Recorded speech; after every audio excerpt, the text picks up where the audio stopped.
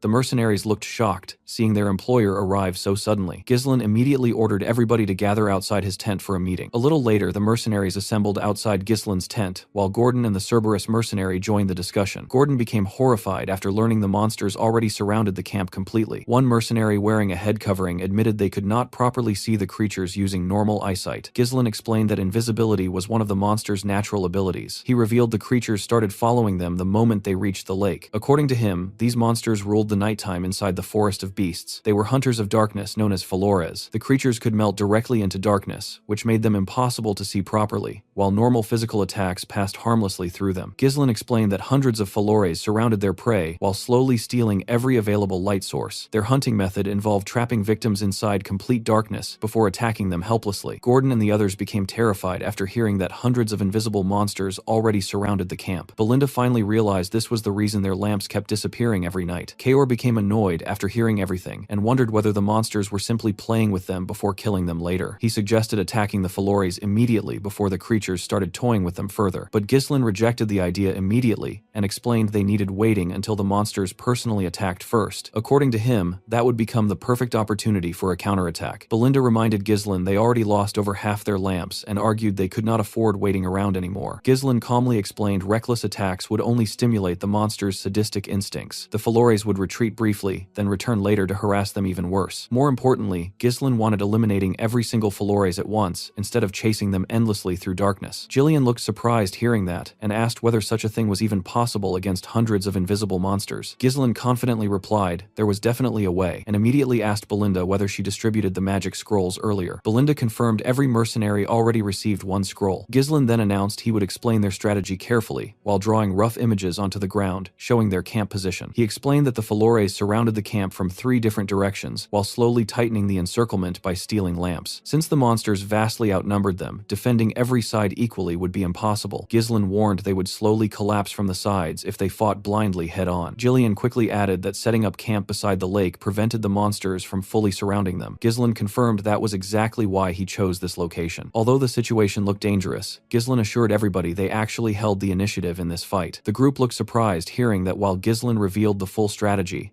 their forces would split into 3 separate groups. The defenders would block incoming attacks, while the crossbow unit suppressed the monsters from the center. Meanwhile, the elite assault unit, including Ghislain himself, would launch the main offensive attack. The defenders and crossbowmen would gather in the middle and push the Falores backward, while the assault unit concentrated all their firepower from the left side. If the center held long enough, they would completely surround the monsters and secure victory. Jillian quickly understood the strategy, while Gordon nervously questioned whether something like this was realistically possible. Kaor admitted the plan could definitely succeed if the central unit survived long enough. Then Belinda reminded everybody about the biggest problem. Ghislain already explained that physical attacks passed harmlessly through the Falores because they melted into darkness. She asked how exactly they planned fighting invisible monsters immune to normal weapons. Everyone immediately turned toward Ghislain, while Kaor guessed they probably needed using mana against the creatures. But Ghislain calmly smiled and told Belinda not to worry because they already possessed the perfect solution: magic scrolls. Later that night, the defense unit stood in front of the monsters with their shields raised firmly. One mercenary told the others not to break formation, no matter what happened. He reminded everybody to remember the instructions their employer gave them earlier. Another mercenary suddenly announced that the Falores had stolen their final lamp. According to him, something was already coming toward them through the darkness. In the Delphine Pioneer Journal, it was stated that the Falores were extremely vulnerable to bright light. The moment intense light touched them, their true forms would immediately reveal themselves. The second Ghislain remembered this, he raised his magic scroll and tore it apart. He instantly ordered everybody else to do the same. Jillian, Belinda, and the rest of the group immediately followed his command and tore their first circle magic scrolls as well. The spell inside the scrolls was called Light. A massive amount of magical energy shot upward into the sky before exploding into an incredibly bright light that illuminated the entire area. The Falores instantly screamed after the light spread across the forest. The mercenaries looked shocked after seeing the darkness around them getting pushed back completely. They honestly could not believe this disgusting eel-like creatures were the monsters stalking them the entire time. The moment their true forms got exposed, the Falores immediately charged toward the camp. The crossbow unit quickly raised their weapons and prepared themselves. They were ordered to stop the monsters' charge and hold the line as long as possible. The mercenaries instantly fired a rain of arrows toward the incoming Falores. At the same time, Ghislain raised his sword and announced that the monster's true forms had finally been revealed. He covered his blade with mana before pointing it directly toward the Falores and ordering the assault unit to charge. The assault team immediately rushed forward and tore through the monsters the moment they reached them. Ghislain swung his massive sword and cut through multiple Falores at once. Although the creatures could assimilate into darkness, their actual physical defense was extremely weak once exposed. Ghislain already knew this unit could easily rip through them once their invisibility disappeared. He ordered everybody to kill as many Falores as possible, while the assault unit pushed ahead aggressively. Gillian absorbed the monster's attacks and kept their attention focused entirely on himself. While he handled the front, Kaor constantly disrupted the monster's movements and formations. Belinda focused on creating openings by throwing knives directly into the monster's heads. The moment she created another opening, she immediately called out to Ghislain. Our boy jumped high into the air and unleashed a huge downward slash the moment he landed. Because of his sword's massive size, his attack carved through a huge group of Falores at once. Meanwhile, the crossbow unit continuously fired arrows at the monsters pushing toward them. Unfortunately, the Falores were simply too numerous, and the arrows barely slowed them down. The crossbow unit slowly started panicking because they were almost out of arrows already. Some mercenaries desperately wondered when the assault team would finally reach them. Right as panic started spreading, the Falores finally reached the defenders' formation.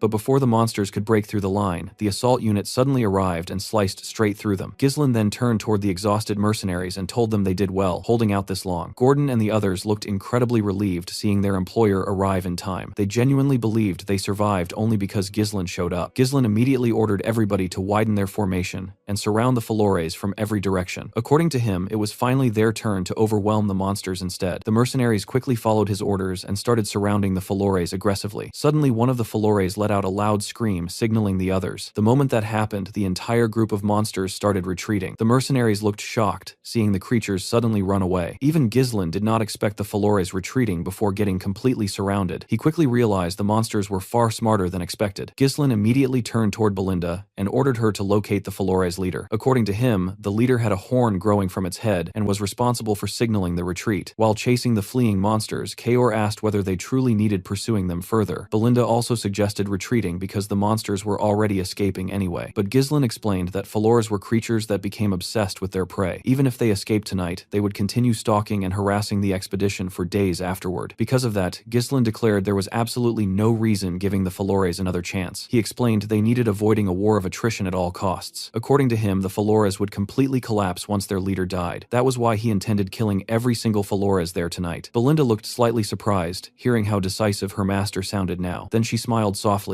before taking out a rope. She realized Ghislain truly changed a lot compared to before. Belinda immediately took her stance and told Ghislain she understood the assignment. She threw the hooked rope toward a tree branch and used it to pull herself upward smoothly. Once she reached the air, she gained a perfect view of the battlefield below. Belinda quickly spotted the Falores leader among the fleeing monsters and instantly threw her rope toward it. The hook wrapped around the creature and restrained it successfully. Belinda immediately shouted toward Ghislain that she caught the leader. The moment he heard that Ghislain covered his body with mana and charged directly toward the trapped Falores with terrifying speed. He moved so fast he cut down every monster standing in his path almost instantly. Then he drove his sword straight into the leader's chest. The Falores leader desperately struggled to escape, but Ghislain calmly told the monster it was already over. Then he tore the creature apart completely. The moment the leader died, Ghislain loudly announced its death to everyone around him. He immediately ordered the mercenaries to wipe out the remaining Falores completely. The mercenaries charged after the fleeing monsters, while shouting that they would make the Falores regret hunting them through the darkness. Kaor also ordered his mercenaries to attack aggressively, because according to him, they absolutely could not lose to Gillian and his group. As the sun finally rose, Ghislain killed the last remaining Falores. After confirming the battlefield was clear, he praised the mercenaries for their efforts and declared the battle their victory. The exhausted men immediately raised their swords and started cheering loudly. Most of them still could not believe they survived that terrifying fight and actually won. Belinda quickly rushed toward Ghislain and immediately checked whether he was injured anywhere. Gillian also praised his master for leading the battle successfully. Ghislain calmly told both of them they all performed well tonight. Then he ordered Belinda to begin another head count, while Kaor was told gathering his mercenaries immediately.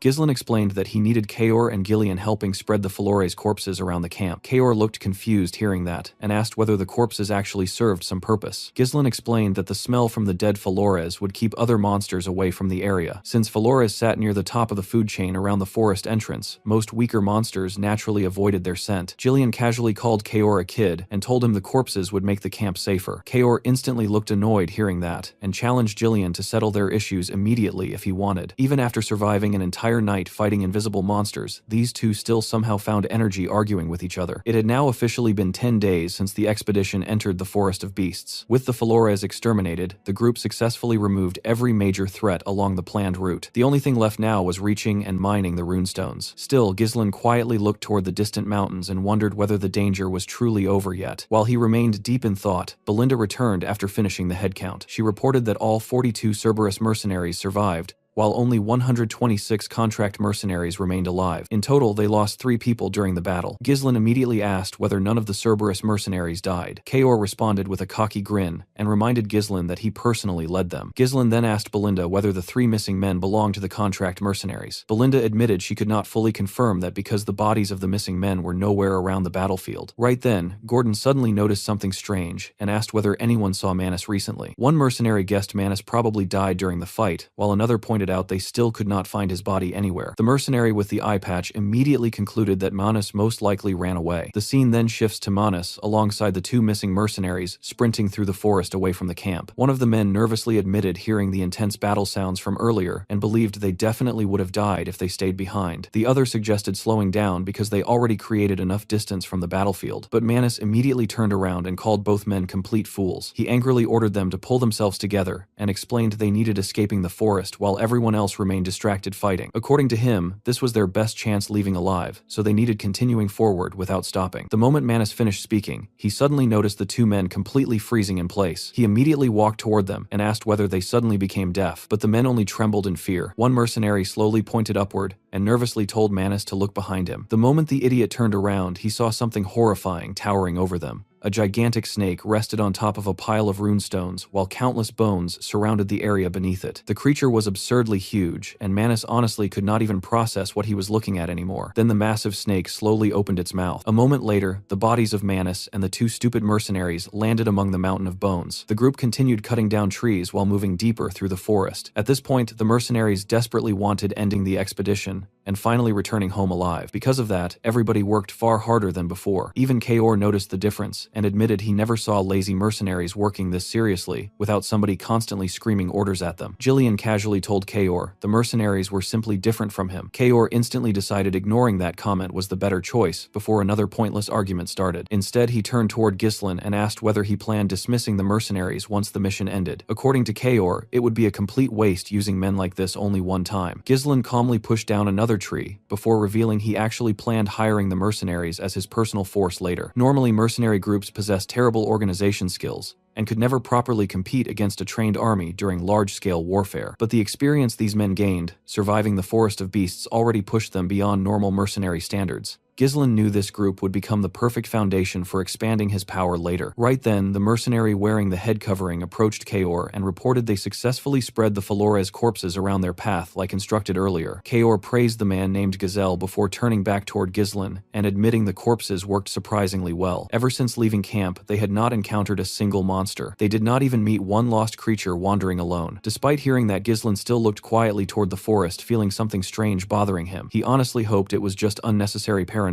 While he remained distracted, Belinda suddenly dropped down from a nearby tree and called out to him. Ghislain immediately asked whether she spotted something ahead. Belinda confirmed that she did. The moment Ghislain heard her report, his expression changed instantly. He immediately turned toward the mercenaries and ordered everybody to clear the path with everything they had left. The men quickly followed his orders and started pushing forward faster than before. As they moved closer toward their destination, a bright light slowly became visible through the trees ahead. Then the group finally stepped out from the forest and saw something unbelievable standing before them. The mercenaries froze completely after seeing the massive runestone mine spread before their eyes. Ghislain looked toward the mine confidently and revealed this was the true reason they started the expedition in the first place. The entire area contained an extremely high-quality runestone vein hidden deep within the forest. A strange fog surrounded the mine, while the glowing runestones illuminated the entire place eerily. Kaor honestly could not believe the forest truly contained something valuable enough justifying this suicidal expedition. Jillian calmly reminded him that Ghislain always acted with proper reason behind his decisions. Meanwhile, Belinda immediately hugged Ghislain and asked how he even discovered the existence of a runestone mine like this. The mercenaries stared toward the glowing stones with disbelief because most people spent their entire lives never seeing a single runestone directly. The men instantly realized they would all become incredibly rich after bringing these back home. But the moment everybody started celebrating, someone suddenly rose from the fog nearby and coldly informed them they were not going anywhere. Ghislain immediately sensed something was wrong. The figure stepping from the fog turned out to be Manus. The mercenaries looked horrified seeing the supposedly missing man standing there. Manus weakly told them everything was already over before suddenly collapsing onto the ground. Gordon and several mercenaries immediately tried rushing toward him, but Ghislain stopped everybody by blocking them with his sword. Then our boy took his stance and unleashed a massive swing that pushed the surrounding fog away completely. The moment the fog cleared, the mercenaries finally saw the horrifying truth hidden around the mine. Bones covered the entire area. Human corpses and monster remains were scattered everywhere in ridiculous amounts. The men stared at the scene in shock while wondering what kind of nightmare happened there. Kaor, Belinda, and Gillian immediately drew their weapons and called out toward Ghislain. Our boy calmly explained they obviously would not mine valuable runestones for free, considering the amount of corpses surrounding the area. Ghislain quickly realized this place was the nest of a high-class monster. Since some bodies still had not fully decomposed, the creature was likely still living nearby. Ghislain admitted he failed, recognizing the danger immediately, because the poisonous gases from the corpses mixed naturally with the surrounding fog. Our boy genuinely disliked the situation because there were no records mentioning dangerous creatures directly inside the mine itself. Then Ghislain suddenly turned around and ordered everybody preparing for battle immediately. The second he said that, something massive suddenly loomed over him. A gigantic red python emerged from above and instantly charged toward the group. Ghislain immediately ordered everybody scattering before rushing toward the monster himself. He jumped above the python's mouth and slashed across its head while passing over it. After landing on the creature's body, he coated his sword with mana and charged directly toward its head again before stabbing deeply into its scales. Unfortunately, the attack barely did any damage at all. Gillian and Kaor looked completely shocked after seeing Ghislain only leave behind a tiny scratch despite using mana. Kaor admitted he never saw scales this durable before in his entire life. The giant snake immediately tried throwing Ghislain away. Our boy jumped from its head just in time, but while still airborne, the python spat poisonous venom directly toward him. Ghislain instantly realized the venom was insanely dangerous, so he quickly used his coat to block the attack. The poison instantly melted the coat apart completely. Before Ghislain could recover properly, the python slammed its massive tail directly toward him. Ghislain planted his sword into the ground trying to resist the impact, but the monster's strength was overwhelming. The tail smashed him straight into the ground. Belinda immediately screamed out worriedly toward her master. At the same time, the giant snake wrapped its massive body around the mercenaries, attempting crushing the entire group at once. Before the monster could squash them completely, Jillian, Belinda, and Kaor quickly rushed around, saving as many men as possible. While the mercenaries struggled reorganizing themselves, everybody started desperately searching for Ghislain, wondering where he disappeared. Meanwhile, our boy stood silently atop a mountain of bones nearby. Now that he finally saw the monster personally, his earlier uneasy feeling completely disappeared. Ghislain instantly recognized the creature. This monster was the true ruler protecting the runestone mine. It was the blood python. The blood python was one of the monsters Ghislain originally considered impossible hunting during this expedition. He never expected encountering it because the creature normally lived much deeper inside the forest. Ghislain honestly knew their chances defeating this monster were extremely low. The smartest option would be retreating immediately and returning another time fully prepared. But our boy also knew he no longer had time for delays. If he gave up now, everything he accomplished until this point would become meaningless. A bright light shined from his chest and he took a stance. He asked the monster to not get in his way. He said that he has too many things on his back. Ghislain opened his third core after saying this. The blood python turned to him and charged at him. Our boy managed to block its head and landed a cut on it. Before letting the monster go back up, he landed a cut in its eye. The moment he did this, the blood python used its tail to attack him. Ghislain quickly used his sword to shield himself from the crushing weight of the monster. He managed to push the tail back. However, the monster did not stop attacking him. It used its tail to aggressively attack our boy. Ghislain managed to block off the attacks. Even when winning is unlikely, there are battles that one must not avoid. This is the definition of responsibility. Kaor, Belinda, and Jillian watched as their master fought for their lives. Ghislain jumped and landed a cut on the python's mouth. Our boy knew that this was the time for him to fulfill his responsibility. When he landed, he took a deep breath and took a look at the monster. He realized that the blood python was not showing any signs of faltering. This was a problem for him, because unleashing the third core for a long period of time is too risky. Ghislain realized that his mana will be depleted before he can kill the blood python. The moment he thought of this, the group ran to him. They quickly covered him. Belinda asked him if he is alright. She asked him to escape to safety. She said that they can hold the monster down. Ghislain asked everyone to leave there. They were all shocked to hear this. Gordon asked him to repeat what he said. Gillian asked his master if he knows what he is saying. Ghislain told the man that he can't guarantee his safety in a battle against such a massive monster. He told him that he cannot afford to lose him here. Belinda asked her master to tell her what he plans to do. Our boy said that he will defeat the monster here. Belinda knew that her master has shown her amazing things before today, but she did not understand why he was going this far. While they were talking, the blood python fired its venom at them. Ghislain ordered them to leave quickly. The mercenaries ran. However, they did not run away. They ran to protect their employer with their shields. Our boy was shocked to see this. The men begged him to allow them fight with him. The eye patch man told our boy that they have never met an employer like him.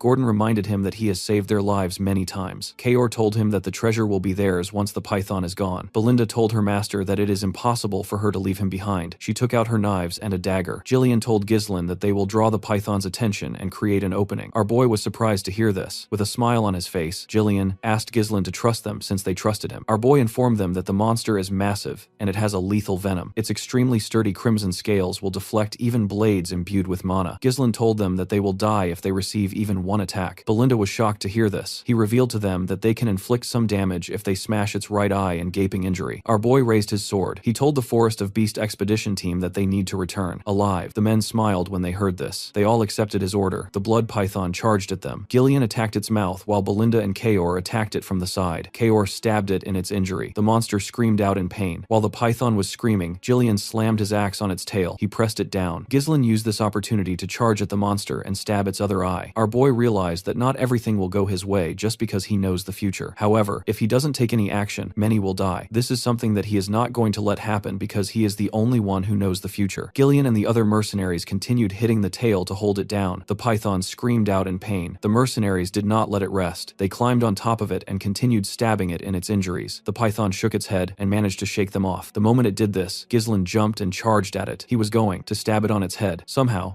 the python managed to sense his presence. It opened its mouth and ate our boy. Everyone was shocked to see this. Before the python could even move, a blade came out of its head. Ghislain used his sword to split the monster's head open. He came out of the python's mouth. His clothes were covered in its venom. The group was shocked to see him. He referred to himself as the future of Peridium. The scene shifts back to Peridium Castle, where Albert and Homer stand before Walter discussing the situation. Albert suddenly slammed his hand on the table and declared that Ghislain committed a serious crime. He could not accept that the boy openly ignored his father's order and entered the Forest of Beasts anyway. Homer tried calming him down, but Albert refused backing off and insisted he always knew Ghislain behaved like an unruly troublemaker. He even accused Ghislain of acting like the lord of the land just because Walter had been away for too long. Homer reminded him that getting angry would not change anything and pointed out that it had already been 2 weeks since Ghislain entered the forest. According to him, they could have stopped this if Scovan had not sent a false report. Homer admitted he could not understand why Scovan would risk his knight status just to help Ghislain. Albert then turned back towards Walter and insisted they could not allow Ghislain behaving however he wanted anymore. He demanded that the moment Ghislain returned, he should be imprisoned and punished properly. Walter looked visibly annoyed hearing everything about his son's actions. Right then, the Knight Captain Randolph suddenly barged into the room and urgently told the Count to come outside. Walter asked what happened, and Randolph revealed that Ghislain had returned. The officials were shocked hearing that news. Outside, Ghislain calmly walked toward the castle as if nothing happened. In the next moment, he stood inside his father's office, facing all the officials. The room fell completely silent as everyone glared at him, including his own father. Ghislain calmly greeted Walter and said he was home. The Count immediately reminded him that he never permitted developing the Forest of Beasts. Ghislain apologized but still stated it was something that had to be done. Homer looked annoyed, hearing that while Randolph stepped forward and reminded Ghislain that he openly ignored his father's direct order. He explained that entering the Forest of Beasts was not a small mistake, but a serious crime that could have cost his life and endangered the entire territory if monsters invaded. Ghislain casually replied that he was fine, and no monsters invaded their land. That response only made Homer and Randolph more irritated, because it sounded like he was talking back, without understanding the situation. Albert then stepped forward and asked Ghislain if he found the situation amusing. He said they could overlook the forest incident since it did not cause immediate damage, but then he pulled out a document and placed it on the table. He asked Ghislain whether he had any excuse for what was written there. When Ghislain picked up the paper, he immediately recognized it came from Count Rayfold. Albert explained that he felt uneasy after hearing about Ghislain visiting their territory, so they investigated further. According to the report, Ghislain extorted 20,000 gold from Amelia, which was originally support funding meant for Peridium. Albert revealed that Count Rayfold was furious and decided to cut off all support to their territory, while also canceling the engagement entirely. This decision would heavily impact their land and future stability. Ghislain looked at the letter carefully and realized it was not forged. He understood Amelia likely manipulated the Count using his greed. What surprised him more was that she was willing to cooperate with her enemies just to ruin him. That meant she would not stop until she achieved what she wanted. Ghislain quietly realized the assassination attempts earlier were probably just the beginning. Now he had no leverage left over her. Even if he revealed her secret dealings with the Duke and the merchant guild she controlled, nobody would believe him. It would only sound like an excuse to cover his own actions. He also understood that if he had returned even a little later, he would have been completely trapped by the situation. That only confirmed that time was no longer on his side. Albert then demanded Ghislain say something, while Homer added that they were already in a critical situation. He insisted they needed to recover the 20,000 gold immediately. Randolph also pointed out that amount alone could fund the entire night order for months. Ghislain calmly revealed that the money was already spent. He explained that he used it entirely for developing the Forest of Beasts. The entire room fell silent for a moment. Albert asked him in disbelief whether he wasted all that money on a useless forest filled with monsters. Ghislain simply apologized and admitted he had nothing more to say regarding the Rayfold issue. Randolph suddenly grabbed Ghislain by the collar and called him a stupid brat. He reminded him that he was supposed to be the future lord of the land and accused him of throwing away their entire future with his own hands. Homer then lost his patience and declared that Ghislain was no longer the young lord but a criminal. He ordered Randolph to tie him up and throw him into a cell immediately. Ghislain remained calm and told them not to worry because he would provide the support funds himself. He even stated he would cover the missing 20,000 gold as well. That statement made the Count pause and ask what he meant exactly. Ghislain then called Belinda into the room. She entered, carrying a box, and placed it in front of them. Ghislain explained that he would never start such a dangerous expedition without bringing something back. Belinda opened the box and revealed the contents inside. High-quality runestones filled the box. Ghislain calmly told them these were top-grade runestones mined directly from the Forest of Beasts. Albert looked shocked seeing the stones, while Homer picked one up to inspect it closely. He asked Ghislain where he obtained something this valuable. Randolph assumed he simply bought them using the 20,000 gold. Ghislain shook his head and clarified that they personally mined these stones from the forest. Albert admitted the runestones were worth a fortune, but still pointed out they were not enough to sustain the entire territory. Ghislain simply smiled and told him that this was not everything. Soon, Ghislain led the officials toward the entrance of the Forest of Beasts, where his camp was set up. The moment they arrived, they saw the massive corpse of the blood python lying there alongside hundreds of runestones spread across the area. Around it, the mercenaries were working non-stop, transporting the runestones carefully, while making sure not to scratch them even slightly. Some of them were also separating monster corpses into different sections,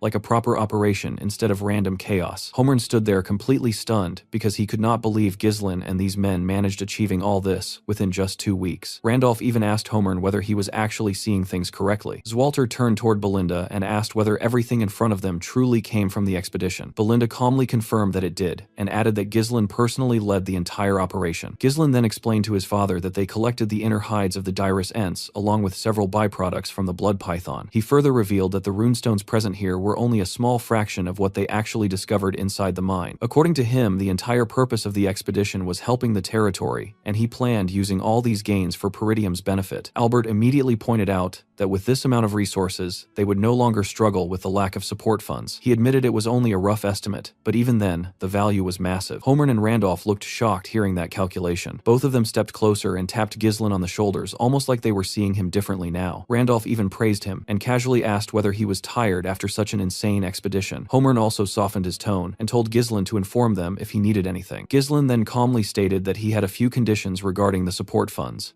Randolph immediately looked surprised hearing that. Ghislain first asked them to release Scovan and Ricardo because they were simply following his orders. Then he insisted that civilian access to the Forest of Beasts must remain strictly prohibited, just like before. According to him, unnecessary rumors could easily spread and create unwanted trouble. Homer admitted that condition was reasonable. For his final condition, Ghislain declared that he would personally handle recruiting and managing the mercenaries and security forces himself. He explained that constant interference whenever he moved troops would only slow everything down and waste valuable time. time. The general administrator immediately asked whether he intended maintaining a private army. Randolph strongly opposed the idea and stated they had no idea what Ghislain might be planning. Albert then stepped forward and told Ghislain he seemed to misunderstand his current position. He reminded him that he should be begging for forgiveness instead of setting conditions. According to Albert, it sounded like Ghislain was openly declaring he would do whatever he wanted while they stayed out of his way. Ghislain calmly denied that interpretation and clarified that he was simply laying out the necessary conditions for providing financial support to Peridium in place of Rayfold. He explained that if small internal conflicts kept interrupting operations, it would directly harm the territory's finances. Then he turned toward Albert and asked whether the treasurer was willing accepting that risk. Albert looked completely stunned hearing that, and immediately called out to the Count asking him to respond. He reminded Zwalter that they were essentially negotiating the future of their land at that moment. Meanwhile, Zwalter remained silent and simply observed everything happening around him. At the same time, Jillian and the other mercenaries approached Ghislain to give their report. Jillian informed him that the runestone loading process was almost complete and they were ready to move at any time once they received orders. Kayor added that the Dirus Ent hides were stored without preservatives, and asked what should be done with the blood python remains. Ghislain calmly replied that the blood python would soon be dismantled completely. He explained that its venom, blood, flesh, and hides would all be separated and preserved properly to prevent decay. Kayor nodded and said he understood the plan. Zwalter then called Randolph over and asked for his thoughts. Randolph admitted that the mercenaries were individually strong and carried an overwhelming presence. Watching Ghislain command them made it feel like observing a proper elite force rather than a random mercenary group. He openly admitted he had no idea how Ghislain managed gaining control over such men. Zwalter slowly walked toward his son and acknowledged that controlling difficult mercenaries like these required serious effort. He admitted Ghislain must have worked extremely hard to achieve this result. Ghislain simply replied that the expedition would never have succeeded without the mercenaries supporting him. After hearing that, Zwalter turned away and told the officials it was time returning to the castle. Before leaving, he informed Ghislain that he would overlook this incident for now. However, he warned him clearly that if he ever disobeyed orders again, he would face the consequences without exception. Ghislain responded with a slightly nervous smile and thanked his father. As Zwalter walked away, he reminded his son that he was the future successor of the territory. Then he added that Ghislain now showed the spirit of the Northern Wolf. The Northern Wolf was the title given to Count Peridium, the man guarding the frontier of the Luthania kingdom. Zwalter lived a lonely life, burdened with responsibility and constant war. His military forces were weak, and his treasury was always struggling with poverty. Even then, he spent his entire life protecting the northern lands without his wife, his son, or his daughter by his side. In the end, he met a miserable death and was forgotten by the very people he protected. Back at the camp, Belinda moved closer to Ghislain and asked whether he was heading straight to the castle now. Ghislain calmly replied that he was not returning yet. Instead, he told her to prepare everything immediately because they would be leaving again soon. Belinda looked completely shocked hearing that and asked if he seriously had no intention of resting. Jillian stepped in and pointed out that Ghislain had already pushed himself too far during the expedition. He advised his master to rest properly before doing anything else.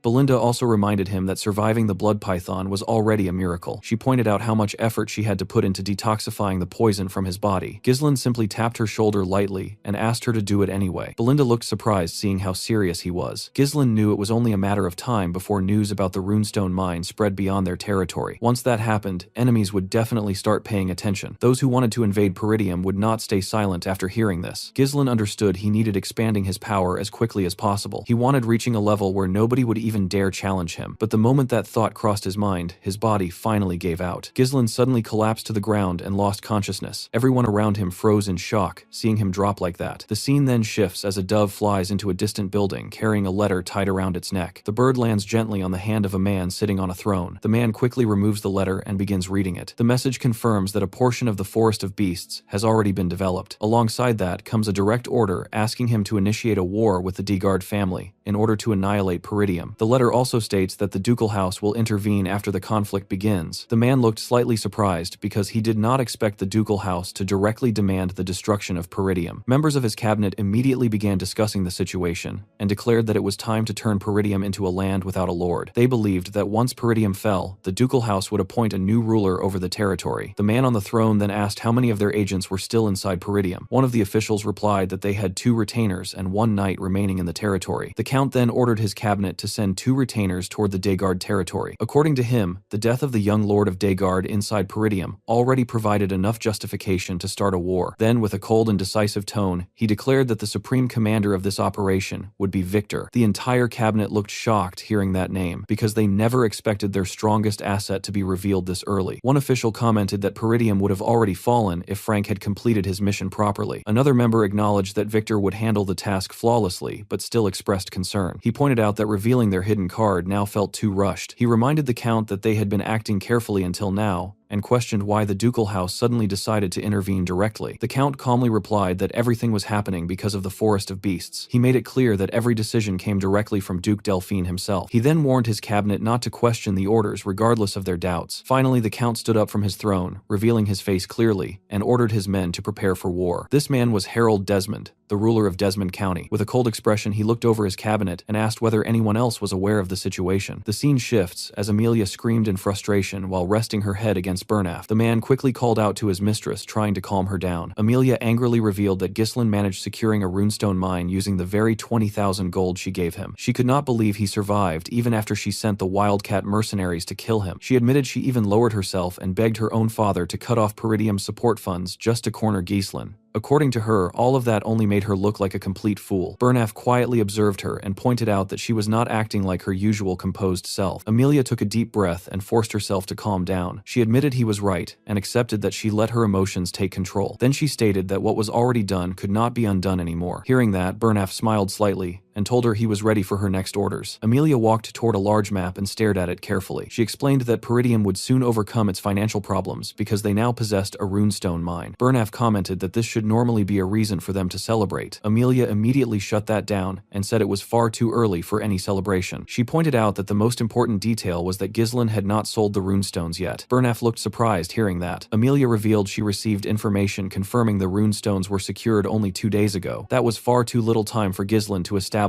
a proper distribution network. She calmly explained that this weakness would be exploited. She pointed at the map and said it was obvious where Ghislain would try selling the runestones. Burnaf quickly understood that she planned acting before the sale could happen. He asked her where exactly she intended intervening. Amelia revealed there was only one place in the northern region that Ghislain would realistically choose. She believed he would head toward the finest magic tower in the north, which was dominated by a 7th Circle Archmage. That place was known as the Crimson Magic Tower. Amelia explained that runestones were essential for magical research, so magic towers always competed aggressively to secure supply channels. She placed a marker on the map and instructed Burnaf to deploy the Wildcats for an ambush along the main routes leading to the tower. She clarified that the real target was not Ghislain himself, but the laborers transporting the runestones. According to her, they would use hit-and-run tactics to isolate the transport and completely block the delivery. After that, they would seize all the runestones for themselves. Burnaf then reminded her that another magic tower existed in the north, which was the Flame Magic Tower located in Brevant's territory. He questioned whether committing all their forces toward the Crimson Magic Tower route was truly wise. Amelia calmly explained that the situation might have been different in the past. However, the Flame Magic Tower had been declining ever since it lost its position at the top due to being stuck in its former glory. She confidently stated that someone like Ghislain, who valued profit above everything, would never choose the weaker option over the Crimson Magic Tower's better offer. With a cold and determined expression, Amelia declared that she would take everything away from Ghislain. The scene then shifts back to Peridium Castle, where Ghislain was lying unconscious on a bed covered in bandages. Inside his mind, he was reliving the moment he fought the blood python. He remembered being swallowed whole by the monster. A predator like the blood python immediately began digesting its prey once swallowed. The body would be pushed inward while venom secreted inside started dissolving everything to make digestion easier. But Ghislain's third mana core reacted immediately. The mana burned the corrosive acid on contact and prevented it from entering his body. However, the process created extremely toxic fumes inside the creature, making it nearly impossible to breathe. At that stage, most prey would either lose consciousness or die completely. Ghislain forced himself to endure it. He refused letting everything end there, because the expedition, his goals, and his future were all on the line. Since avoiding the poison was impossible, he made a decision that most people would never even consider. He chose to turn the poison into his own weapon. Ghislain directed all the invading venom straight into his mana core. He understood that the intense rotation of mana inside the core could neutralize the venomous energy. With complete focus, he began manipulating the energy within his body. This level of control required precision, only achievable by those who reached a superhuman realm. Ghislain believed that this venom could act as an alternative fuel capable of sustaining a powerful mana explosion. The moment he reached that conclusion, he launched his counterattack from inside the monster. The next thing he knew, he woke up. Ghislain slowly opened his eyes and felt surprisingly refreshed. He realized he was back inside his room at the castle. Then he remembered that his father had forgiven him. As he lifted his head, he suddenly noticed Elena sitting beside him. He looked surprised seeing his sister there. Elena immediately hugged him tightly and told him he had been unconscious for 2 entire days. She reminded him how he left without saying anything, and then collapsed the moment he returned. Ghislain looked slightly stunned, processing everything while being hugged like that. Then Elena suddenly pushed him away and ran out to call Belinda. Ghislain lay there realizing he had actually been out for 2 full days. He remembered that he barely received any proper treatment after escaping the blood python. His original plan was enduring everything until the rune stones were sold, but now it was clear his current body simply could not handle that level of strain. Ghislain slowly got up from the bed and immediately noticed something felt off. His body was in far better condition than it should have been after everything he went through. 2 days of rest should not be enough to recover from that level of damage. He found it strange and quietly began checking himself. As he removed the bandages, he realized his body had clearly become stronger. His resilience improved, and even his total mana had increased noticeably. When he examined his core more closely, he noticed something even more surprising. The nature of his mana had changed. Ghislain started thinking that the blood python's energy might have mixed into his mana core while he was neutralizing the poison. This was a method he had never discovered in his past life. Even though he never intended risking his life like that, he still ended up gaining something valuable from it. There were still things he needed verifying, but one thing became clear to him. This method could allow him growing much faster than before. Ghislain grabbed a shirt from his wardrobe and got dressed while thinking about his next move. Selling the runestones had to be his top priority right now. He already knew that news must have spread during the 2 days he remained unconscious. He decided to first visit the mercenaries before doing anything else. Before he could leave, someone knocked on his door. Ghislain casually told Belinda to enter and mentioned there was no need to knock. Belinda stepped inside, but she was not alone. Zwalter walked in behind her. Ghislain looked genuinely surprised seeing his father there. The Count immediately asked if he was alright. He explained that Belinda told him everything about how Ghislain jumped into the blood python's mouth and got poisoned. He asked again whether his son was truly fine. Ghislain calmly assured him that he was okay. Zwalter looked relieved hearing that. Belinda quickly stepped closer and checked his condition herself. She touched his face and admitted she was shocked when he suddenly collapsed earlier. She asked again if he was really fine. Ghislain reassured her once more. Zwalter then asked Ghislain if he had a moment to talk because he had a request. That alone surprised Ghislain because it was not something he expected from his father. In the next moment, they stood together at the training ground. Zwalter had already removed his armor. The situation felt a bit strange for Ghislain. This was the first time he was alone with his father like this. In his past life, he always avoided him because he expected nothing but scolding. Zwalter apologized for calling him out so soon after he woke up. Ghislain told him it was fine and mentioned he felt great after resting for 2 days. Then he asked his father to explain his request. Zwalter looked at him for a moment before turning his gaze away. Ghislain felt something odd about that reaction. It reminded him of something his mother once told him when he was younger. She explained that Zwalter could never show his true self in front of others because he believed he had to remain an unshakable pillar for the people of his land. According to her, he always put others before himself and rarely expressed his real emotions.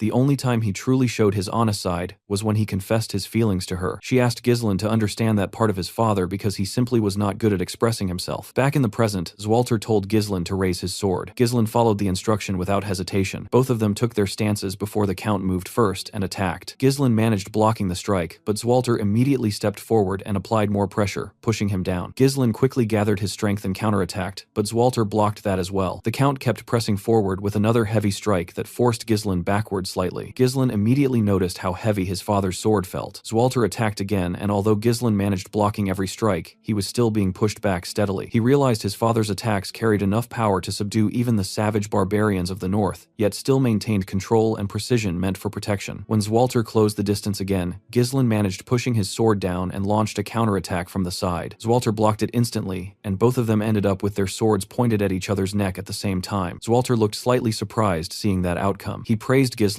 and admitted that he improved a lot. Ghislain thanked him for the compliment. Zwalter then advised him to loosen his sword pressure slightly during blade clashes. He explained that while Ghislain possessed strength and reflexes strong enough to defeat massive monsters, his intentions could become too predictable if he was not careful. Ghislain found that advice surprising. He always relied on reading his opponent's movements during fights. This was also his first time receiving proper guidance from someone. His swordsmanship was built entirely on instinct and experience from real combat rather than formal training. Now he realized there were things he had overlooked simply because nobody ever taught him differently. His father pointed out those flaws clearly. Ghislain always believed he had to rely only on himself and fight through everything alone, but now he started realizing that accepting guidance was not a bad thing at all. He sincerely thanked his father for teaching him. Zwalter then admitted that he originally intended scolding him today. That caught Ghislain off guard. The Count explained that regardless of his achievements, Ghislain still broke the rules. If everyone ignored rules under the excuse of making contributions, it would eventually lead to chaos. However, Zwalter also admitted that Ghislain had changed. Unlike his past reckless behavior, this time he acted while thinking about something greater than himself. Zwalter advised him to continue acting like this and reminded him to think about Peridium and the people around him. He told Ghislain to fulfill his responsibilities as the future successor of the land. After saying that, he turned and began walking toward the exit. Ghislain stood there thinking about those responsibilities when something suddenly came to mind. He quickly called out to his father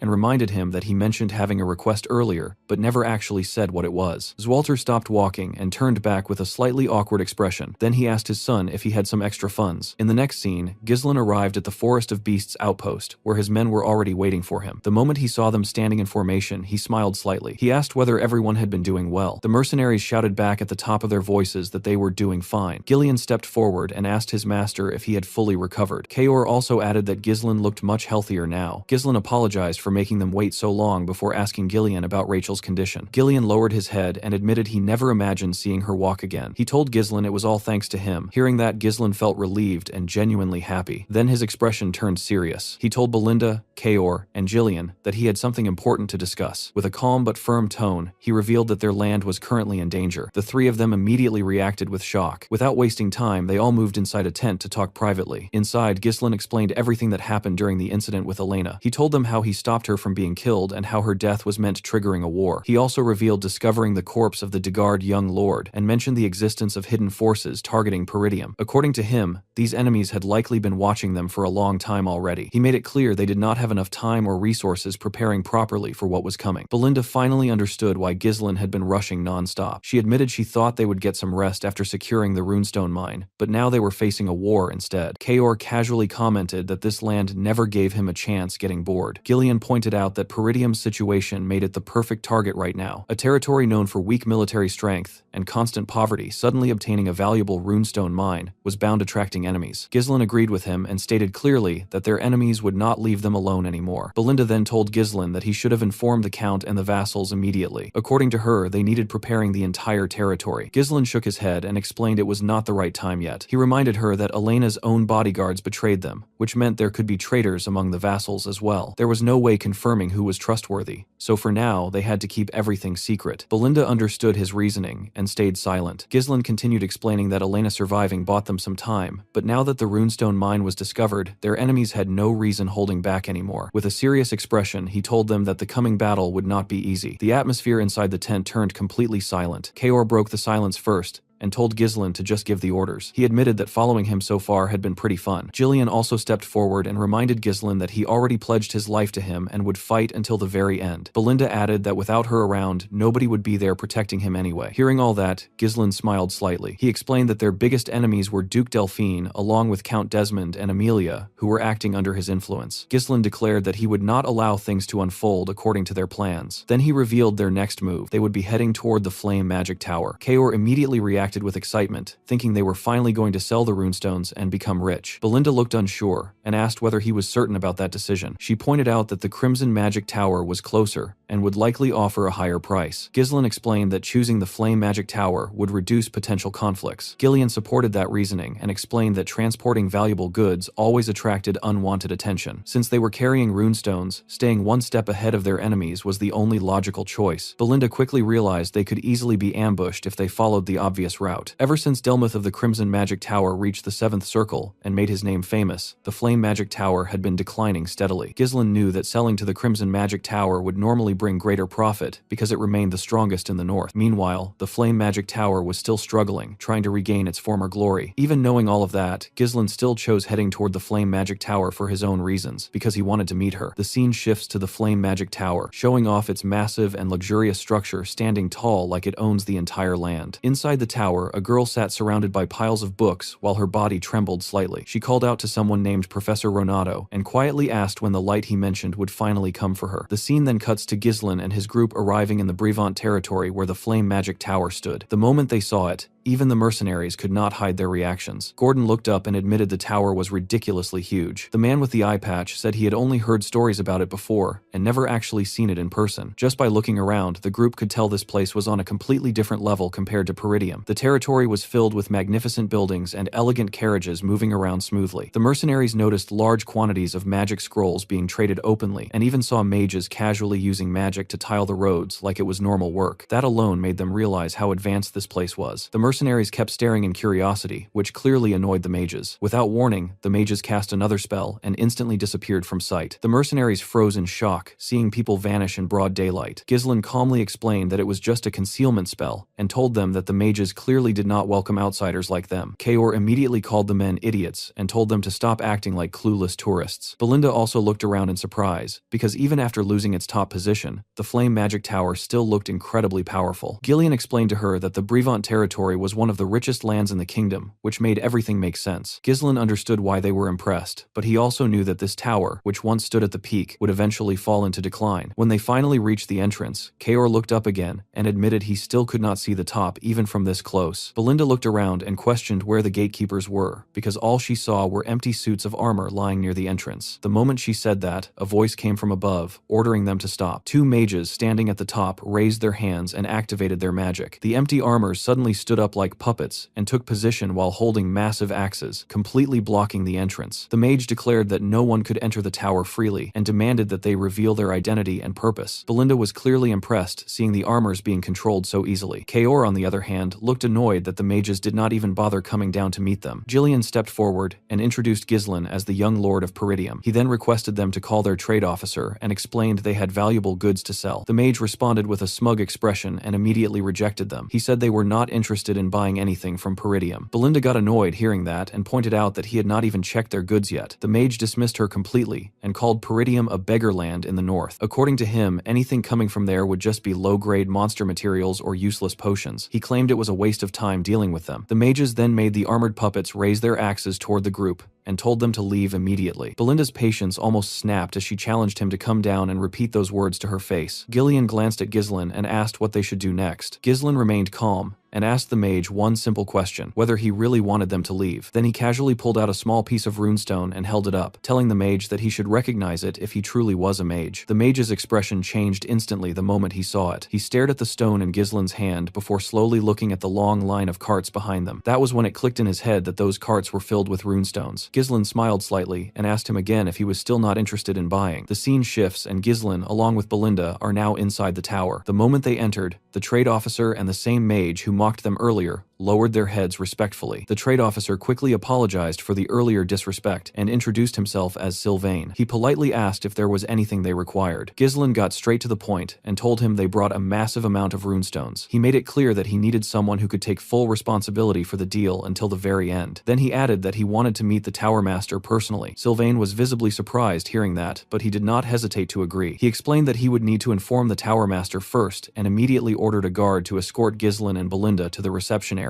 As they followed the guard, Belinda could not help pointing out that this was how he should have acted from the beginning instead of insulting them. The guard stayed silent because there was nothing he could say in response. While walking through the hall, a loud noise echoed from somewhere inside the tower. Ghislain asked if something was wrong, but the guard casually brushed it off, saying such noises were common during magic experiments. At the same time, on the other side of the hall, three mages opened a door and thick smoke poured out from inside. On the ground lay the same girl seen earlier, looking completely worn out. One of the mages stepped forward and reminded her that he had warned her never to enter the laboratory again. With a mocking smile, he told her she was just taking up space, since she could not even use magic. He questioned whether it was wise to ignore him when he was a third circle mage and the future tower master. His companions started questioning why her teacher even brought her to the tower. The blonde mage beside him told the girl she should feel grateful that the tower master even allowed her to stay there. Despite everything, the girl insisted that she had the right using the laboratory because she was still a mage. Alfoy smirked hearing that and decided to treat her like a mage. He raised his wand and gathered flames in his hand,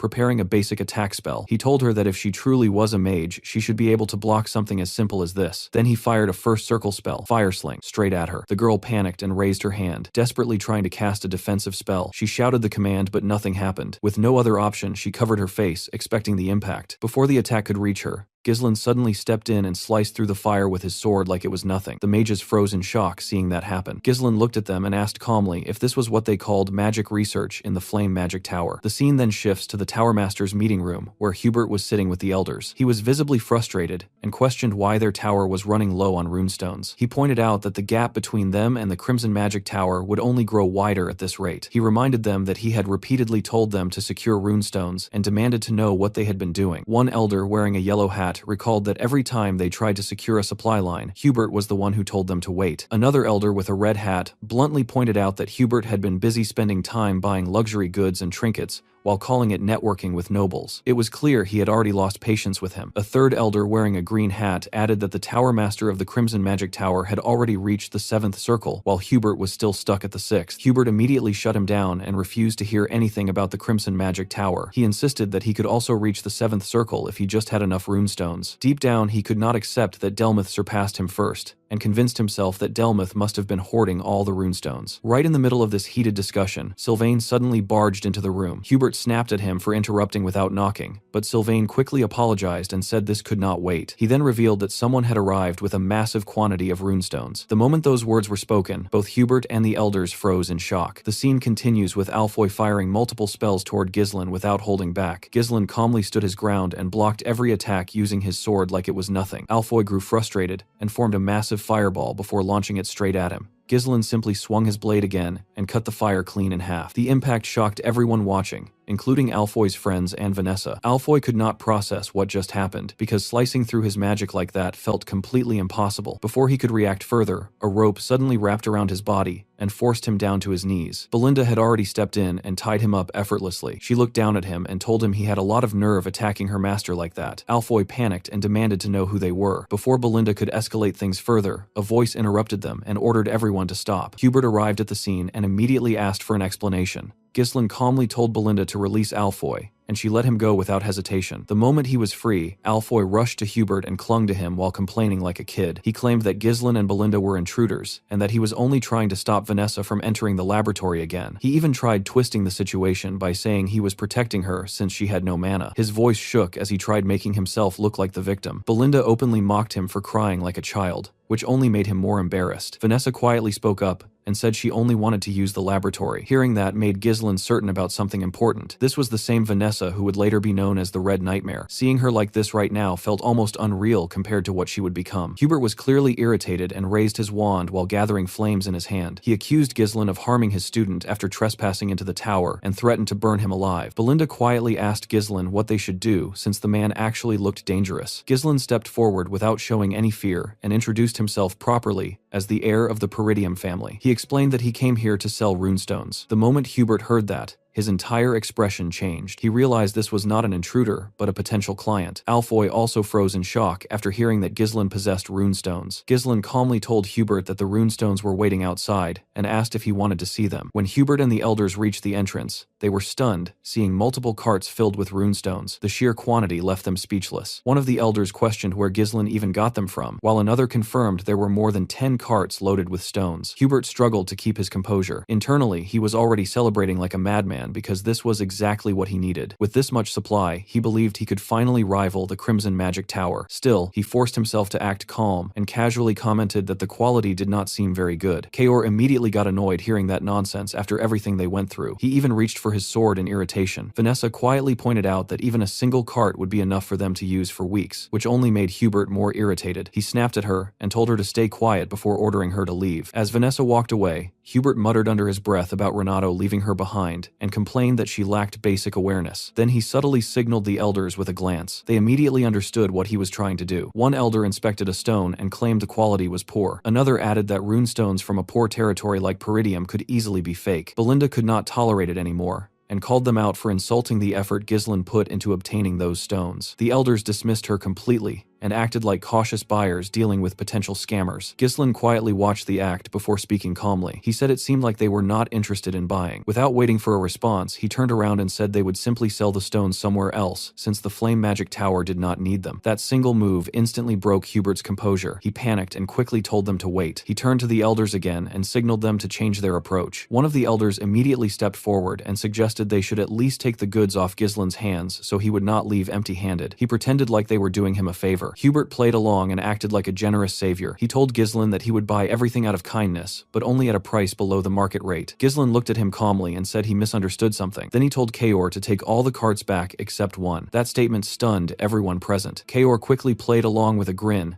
and ordered the mercenaries to move the carts away. The men immediately started taking them back without hesitation. Hubert rushed forward and asked Ghislain what he was doing. Ghislain apologized politely and said there had been a misunderstanding. He explained that his men brought too many goods by mistake and that their actual destination was the Crimson Magic Tower. According to him, they only needed to sell one cart here for travel expenses. Hearing the name Crimson Magic Tower instantly irritated Hubert again, but he forced a smile on his face. He quickly changed his tone and claimed he was only joking earlier to ease the atmosphere. Then he invited Ghislain inside for a proper discussion. The elders looked disappointed seeing him drop his act so quickly, but Ghislain simply agreed to the meeting without making a big deal out of it. The scene shifts to the meeting room where everyone had gathered for the negotiation, and Hubert introduced the old men sitting beside him as the elders of the tower, while mentioning that all of them were 5th Circle mages. Ghislain nodded calmly and said that was impressive, and exactly what he expected from the 2nd strongest magic tower in the northern region, which instantly annoyed Hubert as he tried correcting him by saying those were just baseless rumors, and that the Flame Magic Tower was still the strongest in the north. Ghislain brushed it off like it was nothing important, and Belinda immediately noticed how that response felt a little too deliberate, almost like he was provoking Hubert on purpose, while Kaor stood there clearly amused, watching the situation unfold, and Jillian quietly told Belinda that their master definitely had something in mind. Hubert then shifted the conversation and asked Ghislain how much he wanted for the runestones, confidently adding that he would not find a better deal anywhere else, but Ghislain simply raised his hand and said he wanted double the market price, and that single statement completely stunned Hubert and the elders. They instantly assumed he was inexperienced and had no idea how negotiations actually worked, so Hubert explained that deals required compromise from both sides, and that Ghislain could not just throw out such a one-sided demand. But Ghislain casually replied that he just felt like the Flame Magic Tower should pay double, which only made the elders more irritated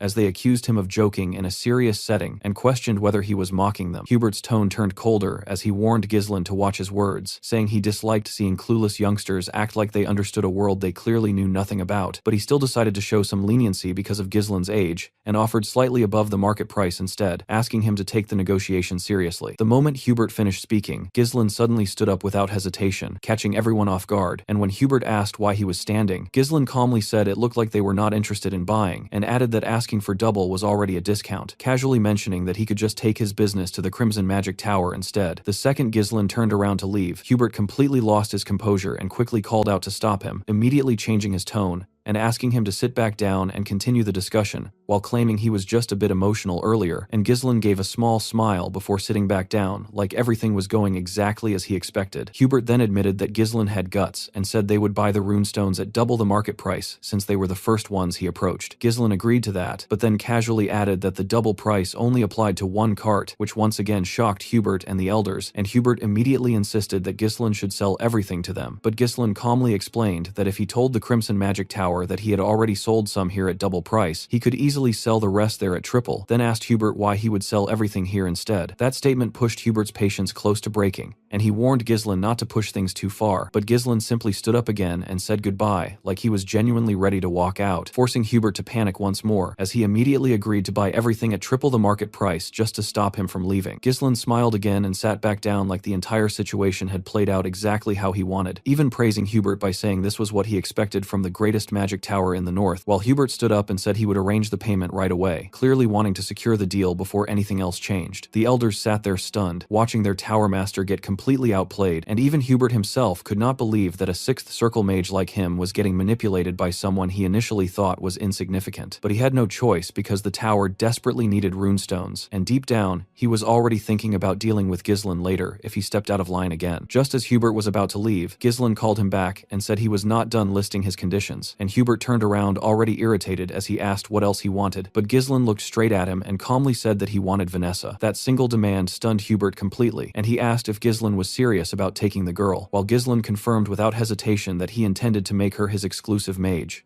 The scene shifts to the past, where an older Ghislain is casually roasting meat on his sword while sitting beside his comrade, and the guy next to him has a hook for a right hand. Ghislain tells him the meat is burning, and the man just shrugs it off and says he should roast it himself, casually reminding him that he is missing an arm, which makes Ghislain clench his fist and ask him to repeat that again. The guy immediately backs down, clearly not wanting smoke, and changes the topic by asking if he has heard about Vanessa, the Red Nightmare. Ghislain says he has never heard that name before, so the man explains that he has been gathering information lately and came across something interesting. He tells him about a female mage who burned down a huge part of the northern Luthania region and reached the 7th circle, and Ghislain comments that the name sounds flashy, then asks why he is bringing her up. The man explains that Vanessa has gone completely insane and reveals that she learned a mana cultivation technique even though she is a mage, which catches Ghislain off guard. He asks why a mage would even bother with mana cultivation instead of circles, and the man just says it is because she is crazy, calling her a walking disaster who burns everything in her path, adding that nobles are already struggling because of her. He then mentions that the subjugation request they received earlier was actually targeting her. Ghislain still finds it strange that someone reached the 7th circle like that, but instead of worrying, he smiles and says he is curious, then casually tells Claude that they should recruit her. Claude is completely stunned hearing that, clearly not expecting that reaction after everything he just said. Unfortunately, in that timeline, Ghislain never managed recruiting her, because by the time he found Vanessa, she was already as good as dead,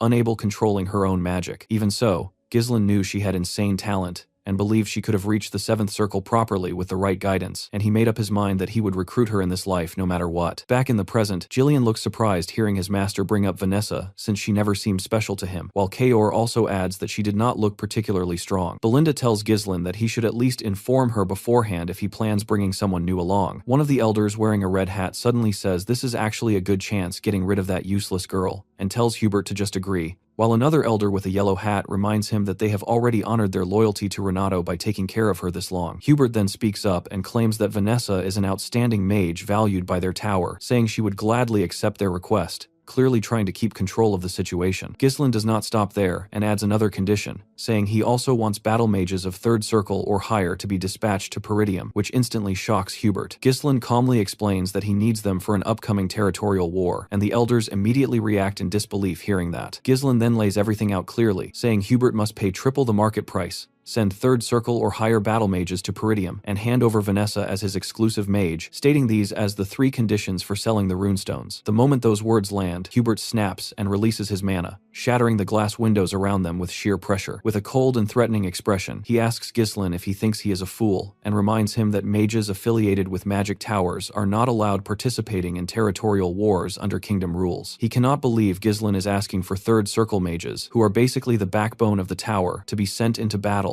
and he openly calls it an insult to the flame magic tower, while warning that Ghislain might not even leave behind ashes. Jillian immediately grabs his sword, shocked that Hubert can exert that level of pressure just with mana alone, while Kaor reminds him that the man is a 6th circle mage. Belinda calls out to Ghislain as Hubert steps forward, clearly ready escalating things further, but Ghislain stays calm and tells him he will regret this, which catches Hubert off guard. Then Ghislain drops the real card. He reveals that they have discovered a massive runestone vein in their territory, and explains that what Hubert saw earlier was only a small portion of it. The elders freeze hearing that, and Ghislain adds that this information is already spreading across the north, then asks Hubert what that implies. Hubert immediately understands and says that many forces will come after that mine. Ghislain stands up and clarifies that they are not starting a war, but simply need the magic tower's help gaining strength to survive what is coming. He promises Hubert that if they support Peridium through this crisis, they will supply runestones exclusively to the flame magic tower. That changes everything. Hubert realizes that this would give his tower a monopoly over runestones, something that could completely shift the balance of power. Ghislain extends his hand and tells him it would only be a matter of time before the flame magic tower surpasses the Crimson and becomes the strongest in the north. Hubert stares at his hand, clearly hating the conditions but fully aware that the deal heavily benefits him in the long run. After a brief hesitation, he grits his teeth and shakes Ghislain's hand, accepting the deal. In the next scene, Hubert was seen speaking with Alfoy while explaining everything that had just happened during the negotiation. Alfoy looked confused and asked his master why it had to be him, saying there were plenty of other mages available for the task. Hubert told him not to misunderstand the situation, and explained that he was sending him because he was the greatest talent in the history of the Flame Magic Tower, making it clear this decision was actually for Alfoy's own future. Hearing that instantly pleased the boy, and he could not hide the satisfaction on his face after being praised like that. Hubert then continued and told him that this experience would become extremely valuable when he eventually became the Tower Master. He instructed Alfoy to keep a close watch on Ghislain and make sure he did not secretly smuggle any runestones elsewhere. At the same time, he warned him to immediately retreat if a full territorial war broke out. Hubert placed his hand on his disciple's shoulder and calmly told him that he only needed to endure for 1 year, promising that within that time, the Flame Magic Tower would rise and take the #1 position in the north. Alfoy smiled confidently and accepted the order without hesitation. However, later on, he quickly began regretting that decision. The moment he arrived at Peridium, he could not believe how poor the territory looked. One of the mages accompanying him commented that the castle seemed old-fashioned but still practical enough, while Alfoy completely dismissed the place as nothing more than a rural dump. He found it unbelievable that someone like him, a future Tower Master, had been sent to such a miserable and backward territory. When Ghislain approached him, Alfoy straightened himself and introduced himself as a third circle mage, adding that he had been entrusted with the responsibility of leading the other mages. Ghislain calmly responded that the territory would require a lot from him and advised him to stay alert and do his best. Hearing that immediately annoyed Alfoy since he could not stand being instructed by someone he saw as a mere country bumpkin, and deep down he told himself that once he became Tower Master, he would deal with Ghislain properly. Ghislain then looked around as if searching for someone before calling out to Alfoy and asking where Vanessa was. Alfoy casually turned around and said that she was still bringing their luggage. When Ghislain looked in that direction, he saw Vanessa struggling forward while carrying heavy bags barefoot, clearly exhausted and breathing heavily. She approached him and bowed her head politely in greeting. Alfoy immediately questioned her delay and complained that Ghislain might have thought she was not coming at all. Ghislain told Vanessa to drop the bags and follow him, but she hesitated and said she had not finished moving them yet. Alfoy quickly intervened and told Ghislain to let her continue, explaining that this was the kind of work she always did back at the tower, and that she should at least handle chores if she could not even use magic. Before he could say anything more, Ghislain suddenly picked up one of the boxes and threw it straight at Alfoy's face. The boy collapsed to the ground instantly, while the surrounding mages stood frozen in shock. Holding his nose in pain, Alfoy angrily demanded to know what Ghislain was doing. Ghislain calmly explained that Vanessa was no longer affiliated with the magic tower, and stated that she now belonged to him as his personal property. He warned Alfoy not to order her around again,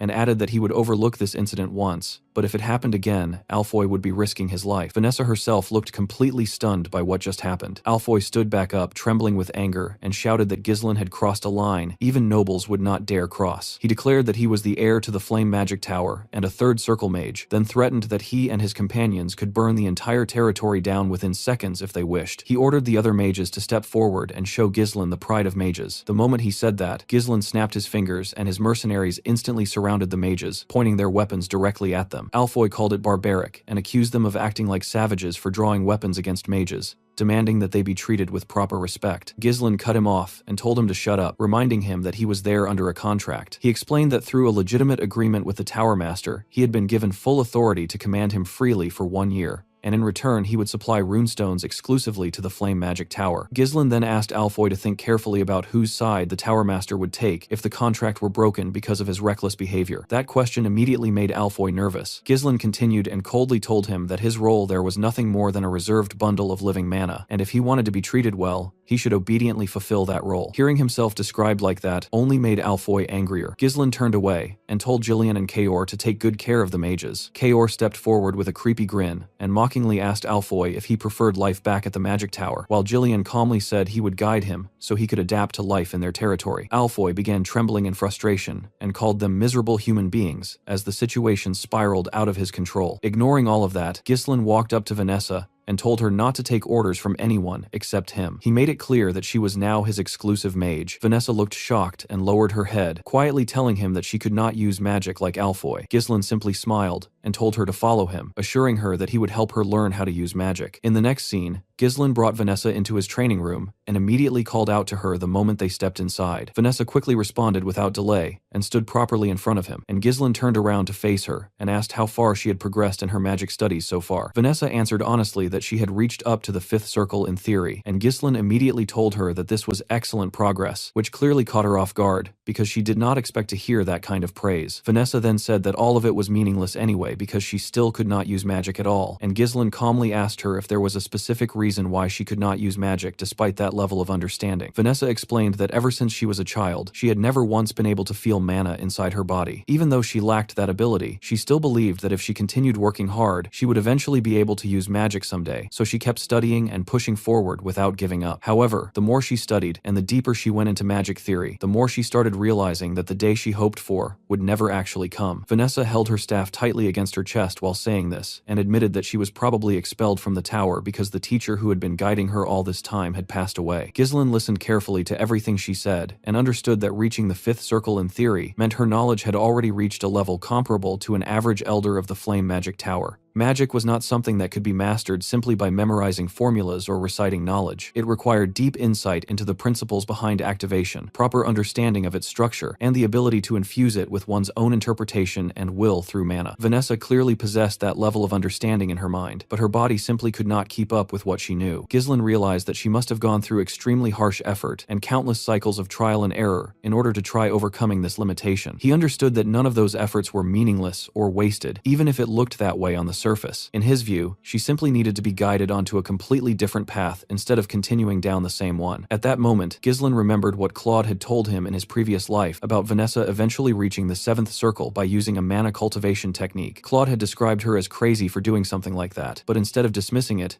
Ghislaine only smiled when recalling that memory. He then told Vanessa that from this moment onward, he would personally teach her a mana cultivation technique. Vanessa was visibly shocked when she heard that, and immediately asked him why she should learn something like that when she was supposed to be a mage. Ghislaine calmly explained that both the circle system and mana cultivation techniques were ultimately just different methods used to control mana. He then asked Vanessa if she had ever tried using a mana cultivation technique before, and she immediately denied it while saying that the idea itself was insane. She warned him that things could go terribly wrong if she attempted something like that, and that she might end up becoming permanently unable to use magic if she failed. Ghislaine slowly stretched his hand out toward her and told her that she should try it together with him. When Vanessa saw the expression in his eyes, she understood that he was completely serious and not joking in the slightest. For the first time in her life, she truly considered the possibility that she might actually be able to use magic. She clenched her fist tightly and made up her mind that she would go through with it if this was what it took to change her fate. Soon after, both of them were sitting on the floor facing each other, and Vanessa carefully loosened her dress slightly to expose her back so the process could begin. As Ghislaine looked at her, he remembered how in his past life she had those same eyes filled with regret, rage, and deep hatred. Back then, after endlessly chasing magic and failing, she had fallen into a bottomless abyss. She ended up mastering a mana cultivation technique of unknown origin and became a disaster driven purely by instinct, burning everything around her into ashes without control. However,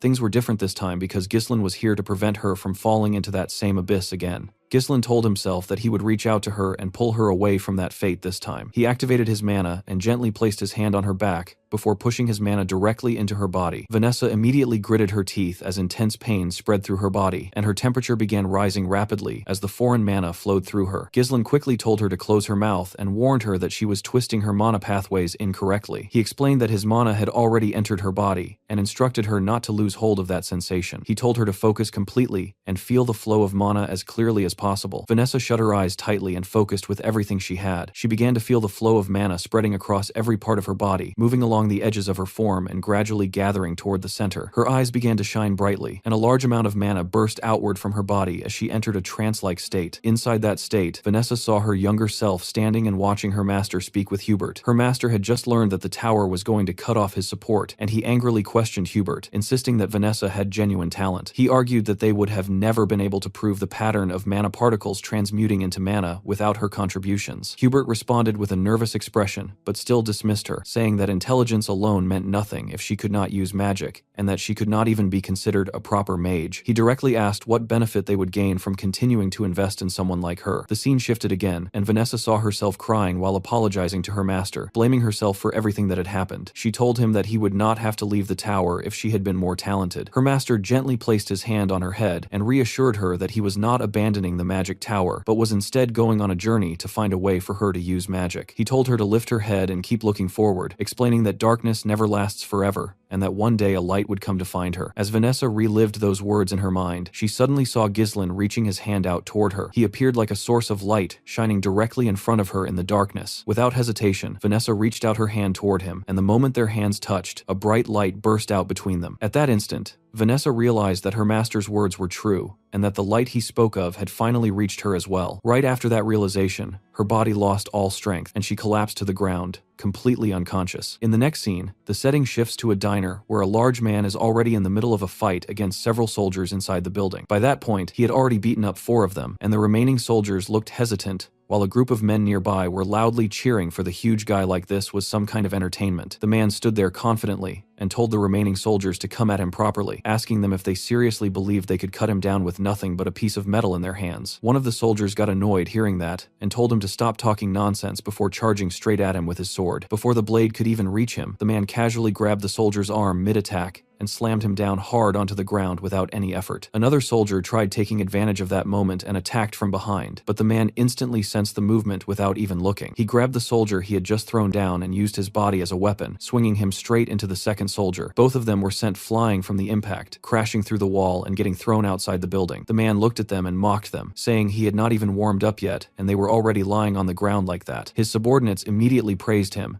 and said those soldiers were idiots for trying to interfere with their party. They kept bragging that nobody around here could stop them anyway, acting like the whole place belonged to them. Hearing that, another man nearby slammed his cup hard onto the table, clearly not liking what he just heard. The scene then shifts outside the bar, where the same large man is now sitting calmly near a river with a fishing rod in his hand, his helmet placed beside him on the ground like nothing had happened earlier. Someone approached him and asked if his training was going well, but the man did not entertain small talk and told him to get straight to the point. The person then informed him that Count Desmond had issued a mobilization order. The moment he heard that, the man, whose name was Victor, immediately stood up. He grabbed his helmet and put it on, then picked up his fishing rod without wasting any time. He walked back into the bar and told the person to follow him inside. As they entered, the scene revealed the dead bodies of the mercenaries from earlier lying around the place. Victor looked at the situation and casually said that he was just getting bored to death.